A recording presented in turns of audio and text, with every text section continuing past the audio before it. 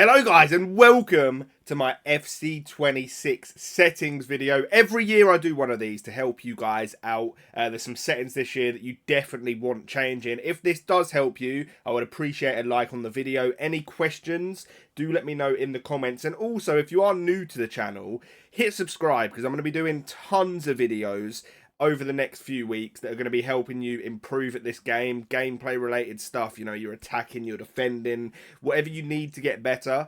I'm going to be uploading the content to help. So hit that sub button right now and let's get into the video. If you're looking for the cheapest FC26 coins to build your super team, then look no further than MMOEXP.com.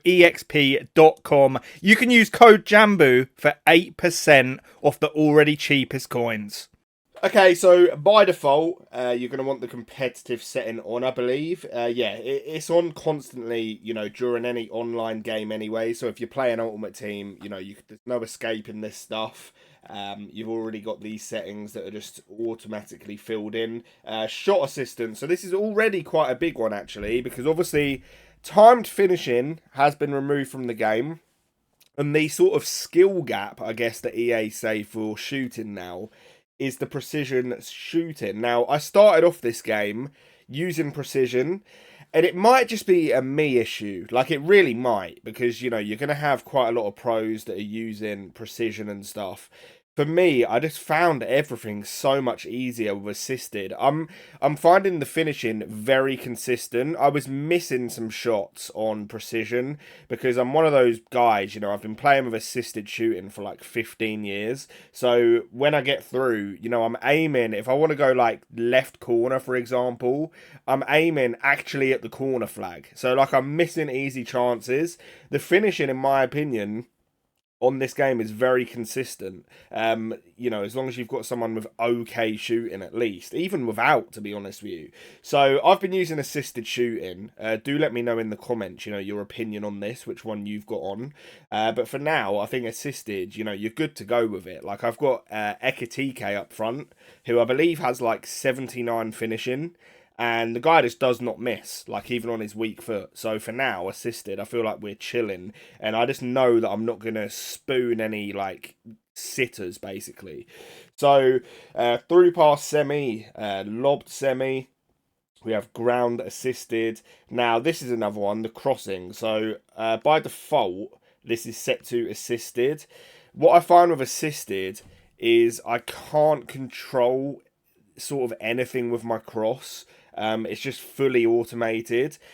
When I changed that to semi, I could do a lot more. Like if I spotted someone out at the back post, but there was also someone at the front post, I could really pick out based on the power that I'm using where the ball will actually go. So I found the crossing to be a lot better on semi. Maybe you've got to get used to it a little bit, but I think for the long term, you know, you've just got a lot more control over what you're doing with this setting on semi-assisted. The lobbed pass, we have that on assisted for now. I have the pass receiver lock on late. So basically what this means is, say for example, you take like a heavy first touch, but as you take that first touch, you go to pass. Obviously, it could take like a second before your guy releases the ball. By the time that happens, the passing option that you were going for might be closed down. So having this on late, what that allows you to do is actually change your pass at the last second. So up until the very moment the ball is kicked, if you have this on late, you're able to change the direction of your pass, which is really useful. Especially, I would say, if you're someone who's like just a little bit more of a higher tier player, you know, you're sort of reacting a bit more to the stuff that's going on. But I think a good habit would be to have this on late, definitely. Precision pass, I don't really use much of them, but even last year, I believe I always had this on normal. We have the clearance on directional, tactical defending I use. Let me know which one you use as well. A lot of people do use advanced. I'm just so like old school, man. You know, like I say, I've been playing FIFA for like 15 plus years, and I just want to play the way I've always played. So tactical. Professional fouls. This is actually a really big one. I don't know how many of you guys were having this issue last year. I'm someone that's always using like the second man press and stuff, right? The amount of professional foul red cards and penalties that I would accidentally give away last year by just trying to press was insane. Like, this setting single-handedly is going to save me games and get me wins this year, and it probably will do the same for you. For me, there's not really any time where I want to do a professional foul, and if I really do, like, I can just slide tackle them from behind or whatever anyway. Like, it's really not a big deal. I think the professional foul thing in this game's like pretty gimmicky, to be honest. But having this off, I genuinely believe is an advantage, at least for the way that I defend. You know, because I'm tapping different buttons a lot, second man pressing, and I just give away too many. So having this off has honestly changed a lot for me. Pass block assistance on, of course. We've got air balls and loose balls for the auto switching. We have low on the auto switch move assistance, classic switching, player relative. I've tried 4 and 5 sensitivity. I do think the switching is better than last year, the right stick switching, but it's still not what it should be, in my opinion.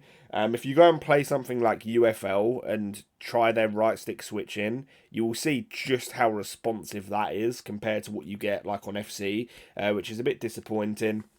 But classic, I have this off. I don't even really know what it was. As soon as I saw this come in on FC25, I just got rid of it. And, you know, I really don't think this is anything that you want to be having on. Maybe I'm wrong, but I don't. Player lock on, of course. This might be one for the future to sort of give a go. I don't really understand it. But I just, again, you know, I sort of want to play the way I know. If I'm trying to input skills that I'm familiar with and it ends up doing different things because this is on, I'm not going to like it. So I've turned that off. Save assistance, all that doesn't matter. Analog sprint off, and definitely get these off as well. This one especially, if you have this on, it will cause you to lose games. I don't know whose idea it was to bring this in. If you're using a PS5 controller, I'm not joking when I say if you have this trigger effect on, it jams your button, like physically jams your buttons in the trigger. I didn't even know it was possible, like, for a game to do it. But you have to be the world's strongest man to actually press the sprint button. I don't know how it does it. Like, I'm not exaggerating. It locks your buttons in place. So, yeah, get that off for sure. We'll then go to the camera settings. I use co-op. Have for as long as I can remember now, many years. I just like to see a lot of the pitch, and there's a few other settings as well. So in terms of my height and zoom, I use 15 and 5. Normally I use 20 and 0. But this year, I don't know, it just feels a little different. I've sort of settled for now at 15 and 5, but at the end of the day, camera is sort of personal preference anyway. But there's another really cool setting that they've brought in this year, which is actually it's a big one. It's really, really welcome, actually. Let me find it, because there's so much stuff going on here. But it's actually a lifesaver. If we keep going down, there we go. So on the accessibility, stadium shadows, you can now completely turn off. And they've got like a lot of other settings here, like if you're colorblind and things. But this one, stadium shadows being off, brilliant. Like, I can just focus on the pitch. Not got some massive shadow, horrible looking thing like on the edge of the box when I'm trying to build up and stuff. But guys, hopefully this helps you out. If it did, do drop a like. I appreciate you for coming in and watching. If you made it this far, do subscribe, leave that like. I'll catch you on the next one, and peace.